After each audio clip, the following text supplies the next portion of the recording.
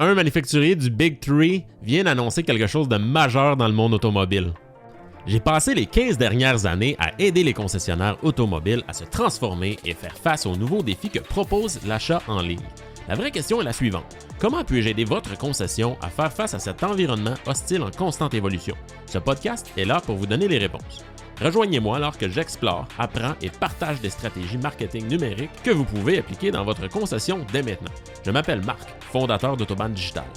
Et bienvenue sur le podcast Concessionnaire numérique.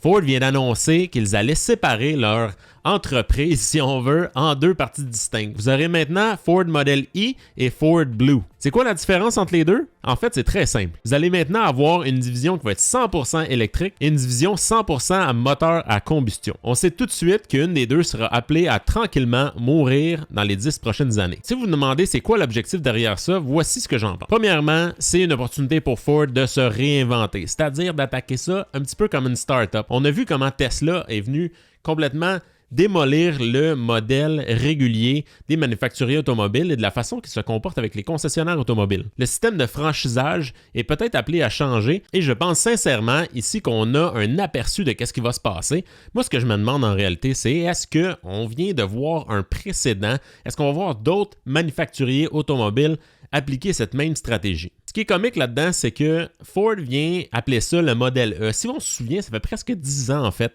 On avait Tesla, Elon Musk qui voulait nommer le modèle 3 qui est aujourd'hui le véhicule le plus vendu, le modèle I. Dans le fond, l'optique de Elon Musk à ce moment-là, c'est d'avoir une ligne de véhicules, le modèle S, le modèle E, le modèle X et le modèle Y pour que ça forme sexy. Okay? On connaît tous le personnage. On en a même la preuve ici avec ce tweet. En plus de ça, Ford espère augmenter les revenus de 10% en pre-earnings, dans le fond, au niveau de la bourse aussi. Je pense que c'est vraiment un objectif d'aller augmenter le nombre de ventes et le revenu. Mais ce qui est surtout à surveiller au niveau des concessionnaires automobiles, c'est que Ford va soumettre les franchises de véhicules électriques à des barèmes un petit peu différents. Premièrement, aucune négociation sur les prix. C'est-à-dire que c'est fini rentrer dans cette concession-là comme consommateur et se dire « je vais essayer d'avoir un deal aujourd'hui en achetant un véhicule électrique chez Ford Model E ». Deuxièmement, les barèmes d'acceptation et les applications vont être différents au niveau des concessionnaires. C'est-à-dire que si moi, je veux une concession Ford Model E, je vais devoir me plier à des exigences différentes que ce qu'on voit aujourd'hui pour appliquer pour une concession, malgré que ça ne soit pas super disponible pour la moyenne des gens. Et la troisième chose que je trouve super importante à souligner, c'est le fait que ces franchises-là, Model E, n'auront pas d'inventaire sur place.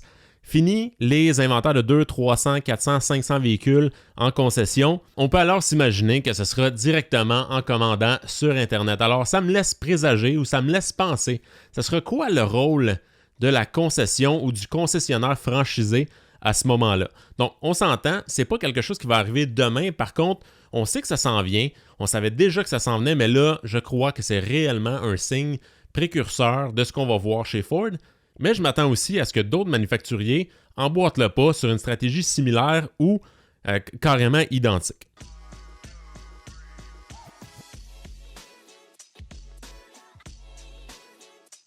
Si vous avez appris quelque chose aujourd'hui, abonnez-vous sur votre plateforme préférée. Et pour écouter tous les épisodes, visitez autobahnacademy.com/concessionnaire numérique.